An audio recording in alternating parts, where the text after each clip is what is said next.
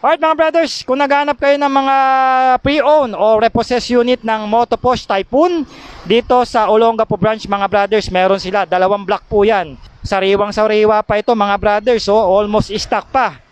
No, ayan oh, etong pangalawa parang gulong lang yung nabago. At yung mga fairings intact pa at ito hindi pa to na isesemplang, talagang okay na okay pa ito. May presyo ito mga brothers, itong isa 27,000 pesos. And then pwede nyo itong kunin ng terms ng hanggang 6 months lang daw. Yan. Pero pwede nyo itong i-cash dahil 27,000 na lang. Ito namang isa 34,000. Pwede nyo daw ito maximum na nakunin na terms ng hanggang 3 years, 36 months. O, alin na lang dyan sa dalawa. At saka comment kayo ng yes mga brothers kung gusto nyong ma-test ride natin ito.